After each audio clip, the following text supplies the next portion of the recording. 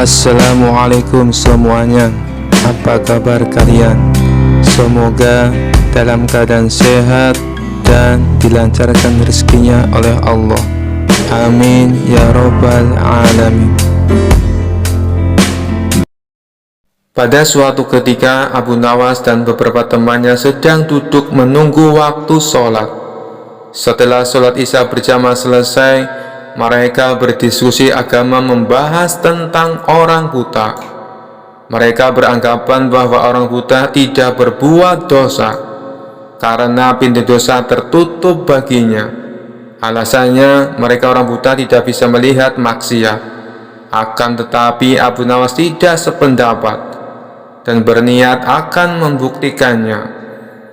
Keesokan harinya, Abu Nawas berjalan-jalan dengan maksud untuk bertemu dengan orang buta. Dia mau membuktikan pendapatnya bahwa orang buta bisa juga berbuat dosa. Ia pun menyiapkan kantong dan mengisinya dengan uang. Tidak berapa lama Abu Nawas berjalan, ia benar-benar menemukan orang buta. Abu Nawas memperhatikan gerak-gerik orang buta yang sedang berjalan dengan tongkatnya. Kemudian Abu Nawas berpura-pura menjadi orang buta. Ia berjalan sambil membawa tongkat. Lalu Abu Nawas sengaja menabrakkan dirinya kepada orang buta tersebut. Ia pun pura-pura mengeluh, "Aduh, sungguh malang nasibku sebagai orang buta, ditabrak oleh orang yang tidak memiliki rasa belas kasihan." Orang buta itu pun heran mendengar keluhan orang yang ditabraknya. Lalu ia berkata, "Maaf, saya juga orang buta. Saya tidak dapat melihat dan hanya dapat berjalan dengan bantuan tongkat ini. Sekali lagi saya mohon maaf karena saya sungguh-sungguh tak sengaja," ujar orang buta tersebut. "Apakah kamu juga buta?" tanya Abu Nawas pura-pura tidak tahu. "Iya, saya buta, peganglah tongkatku ini. Kita harus memakai tongkat untuk berjalan," balas orang buta itu. Maka disuruhlah Abu Nawas memegang tongkatnya. Begitu pula sebaliknya, si buta juga meraba tongkat Abu Nawas. Untuk membuktikan bahwa orang yang ditabraknya adalah benar-benar orang buta, Abu Nawas kemudian berkata, "Kalau begitu, kita senasib wahai saudaraku. Bagaimana kalau kita mencari rezeki bersama-sama?" Orang buta itu pun menyetujui ajakan Abu Nawas. Lalu mereka berjalan beriringan. Orang buta itu yakin bahwa orang yang ditabraknya itu juga orang buta yang senasib dengan dia. Keduanya pun saling memaafkan dan terus berjalan bersama untuk mencari rezeki. Di tengah perjalanan, Abu Nawas berpura-pura mau kencing dan meminta tolong kepada si buta agar kantongnya yang penuh berisi uang dipegangkan dulu baik-baik. Sementara Abu Nawas berpura-pura kencing, ia terus memperhatikan tingkah laku si buta. Tampaklah si buta sedang meraba-raba kantong Abu Nawas hingga terbesit niat jahat di hatinya. "Wah, kantong ini banyak sekali uangnya. Lebih baik aku mengambilnya lalu pergi. Pasti ia tak dapat mencariku karena ia juga orang buta," pikir si buta tersenyum. Ia lalu meninggalkan Abu Nawas dan mencari tempat persembunyian agar si Abu Nawas tidak dapat menemukannya. Dalam situasi demikian, Abu Nawas berpura-pura mencari si buta dan meminta pertolongan kepada Tuhan. "Ya Allah, malang benar nasibku. Tadi saya ditabrak orang, sekarang uang saya dicuri oleh orang. Sial benar nasibku ini. Ya Allah, semoga orang yang mengambil uang saya terkena lemparan batu ini, biar dia tahu rasa." Setelah itu dengan jitu Abu Nawas melempar batu ke arah si buta dan persis kena kepalanya. "Aduh, aku kena," rintih si buta kesakitan. Hal ini membuat si buta kelabakan. Ia pun segera beranjak pergi mencari tempat lain untuk bersembunyi. Akan tetapi Abu Nawas yang berpura-pura buta itu mengikuti si buta kemanapun ia pergi. Setelah dekat, Abu Nawas kembali memohon kepada Tuhan, "Ya Allah, semoga orang yang menggigit uangku terkena lagi lemparan batu tepat di kepalanya." Tak lama kemudian terdengar lagi suara kesakitan dari si buta. "Aduh, aku kena lagi," rintih si buta sambil memegang kepalanya yang benjol. Si buta pun jadi panik dan heran kenapa doa temannya itu selalu terkabul. "Ah, mungkin itu hanya kebetulan saja," ujar si buta menghibur diri. Lalu ia menghindar lagi dan terus menghindar, tetapi Abu Nawas tetap mengikutnya secara berturut-turut. Abu Nawas berdoa lagi sambil melakukan lemparan beruntun kepada si buta, dan selalu tepat mengenai kepalanya.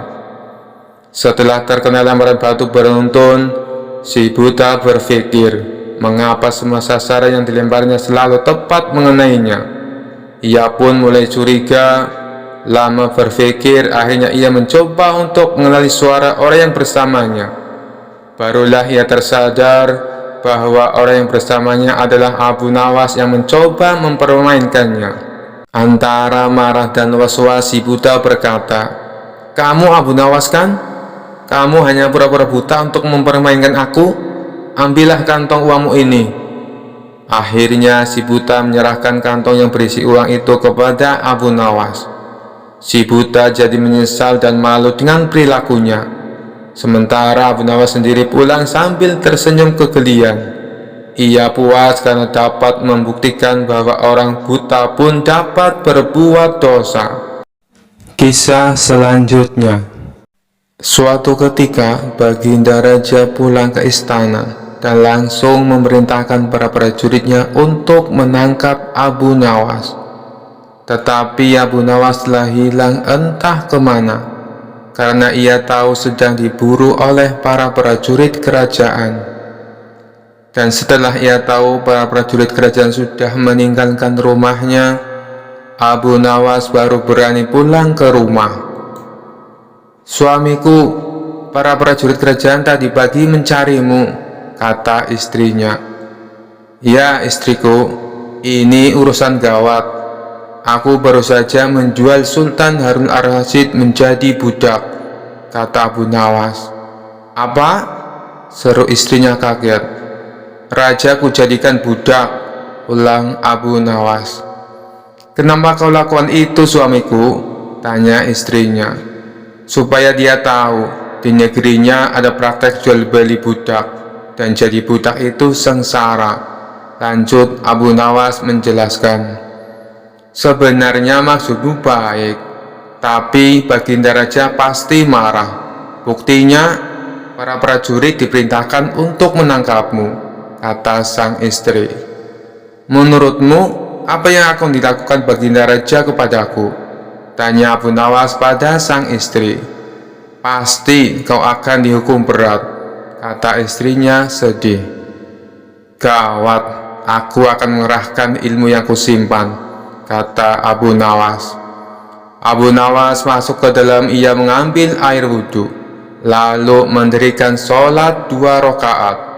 Kemudian berpesan kepada istrinya apa yang harus dikatakan bila Baginda Raja datang. Tidak berapa lama kemudian, tetangga Abu Nawas geger karena istri Abu Nawas menjerit-jerit. "Ada apa?" tanya tetangga Abu Nawas sambil tergopoh-gopoh. Suamiku mati," seru istri Abu Nawas. "Hah? Abu Nawas mati?" kata para tetangga hampir bersamaan. "Iya," kata istri Abu Nawas. Kini kabar kematian Abu Nawas tersebar ke seluruh pelosok negeri. Baginda Raja terkejut. Kemarahan dan kegeraman beliau agak surut, mengingat Abu Nawas adalah orang yang paling pintar menyenangkan dan menghibur Baginda Raja. Baginda Raja dan beberapa pengawal serta seorang tabib istana segera menuju rumah Abu Nawas. Tabib segera memeriksa Abu Nawas. Sesaat kemudian, ia memberi laporan kepada Baginda Raja bahwa Abu Nawas memang telah mati beberapa jam yang lalu. Setelah melihat sendiri tubuh Abu Nawas terbujur kaku tak berdaya, Baginda Raja merasa terharu dan meneteskan air mata. Beliau bertanya kepada istri Abu Nawas, "Adakah pesan terakhir Abu Nawas untukku?" tanya Baginda Raja. "Ada paduka yang mulia," kata istri Abu Nawas sambil menangis. "Katakanlah," kata Baginda Raja. "Suami hamba Abu Nawas memohon sudilah kiranya Baginda Raja mengampuni semua kesalahannya, dunia akhirat di depan rakyat," kata istri Abu Nawas terbata-bata. "Baiklah, kalau itu permintaan Abu Nawas," kata Baginda Raja menyanggupi. Jenazah Abu Nawas diusung di atas keranda. Kemudian Baginda Raja mengumpulkan rakyatnya di tanah lapang. Beliau berkata di hadapan rakyat, "Wahai rakyatku, dengarkanlah bahwa hari ini aku Sultan Harun al-Rasyid telah memaafkan segala kesalahan Abu Nawas yang telah diperbuat terhadap diriku dari dunia hingga akhirat, dan kalianlah sebagai saksinya," kata Baginda Raja. "Syukur," kata suara dalam keranda. Seketika pengusung jenazah ketakutan, apalagi melihat Abu Nawas bangkit berdiri seperti mayat hidup. Seketika rakyat yang berkumpul lari tunggang langgang, bertubrukan dan banyak yang jatuh terkilir. Abu Nawas sendiri segera berjalan ke hadapan Baginda Raja. "Hamba masih hidup, tuanku. Hamba mengucapkan terima kasih yang tak terhingga atas pengampunan tuanku," kata Abu Nawas. "Kurang ajar, ilmu apa yang kau pakai Abu Nawas?" tanya Baginda Raja. "Ilmu dari Maha Guru Sufi, guru hamba yang sudah meninggal dunia," kata Abu Nawas. "Ajarkan ilmu itu kepadaku," pinta Baginda Raja. "Tidak mungkin, Baginda. Hanya guru hamba yang mampu melakukannya. Hamba tidak bisa mengajarkannya sendiri," jelas Abu Nawas. "Dasar pelit," Baginda menggerutu kecewa. Kisah selanjutnya.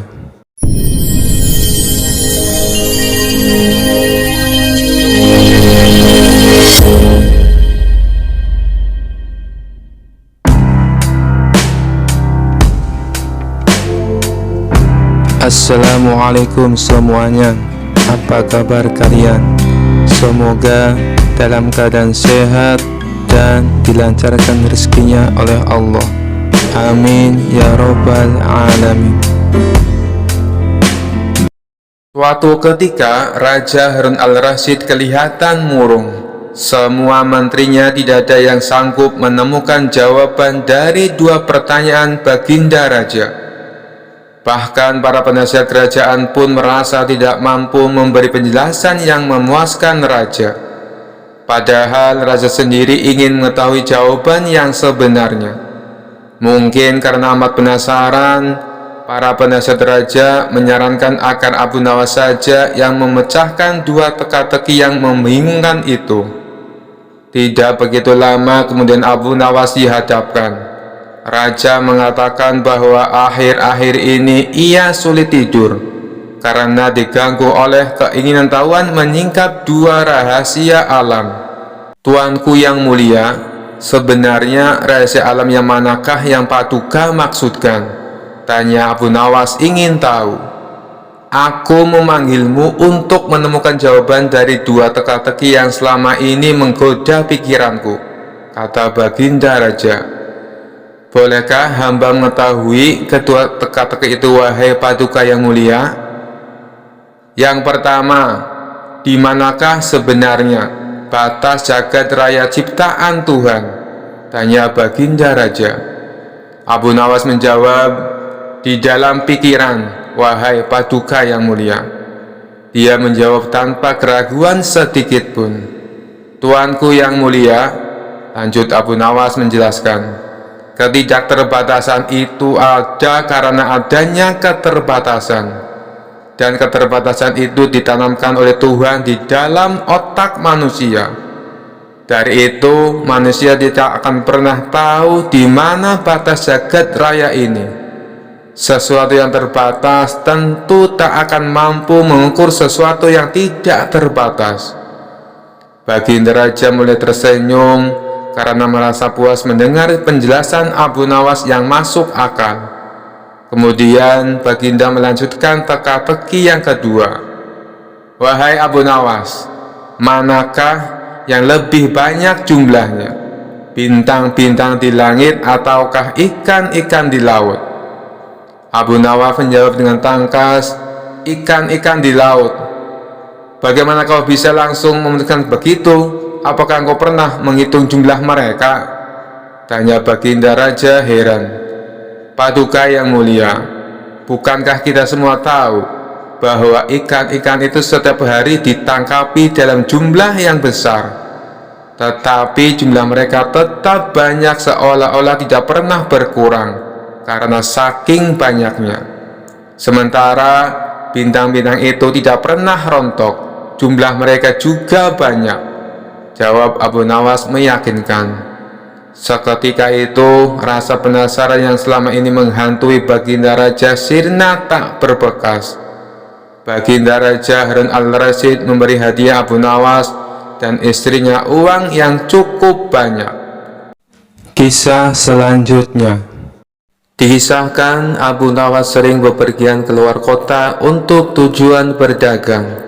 Di kota tersebut, Abu Nawas sering mampir di warung makan langganannya. Suatu ketika, Abu Nawas baru saja tiba di kota itu, dan seperti biasanya mampir di warung makan langganannya itu.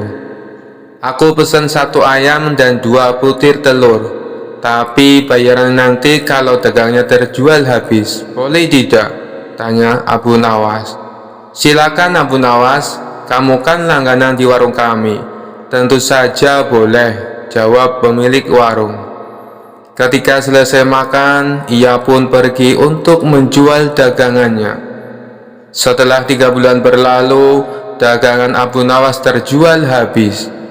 Kemudian Abu Nawas pergi mendatangi kembali warung makan langganannya itu. Aku pesan makanan seperti dulu, 1 porsi ayam dan 2 butir telur, ucap Abu Nawas. Setelah Abu Nawas selesai makan, ia pun berkata, aku minta total tagihannya. Jangan lupa digabung dengan tagihan yang 3 bulan yang lalu, kata Abu Nawas. Si pemilik warung menghitung tagihannya dan memberikan secari kertas kepada Abu Nawas.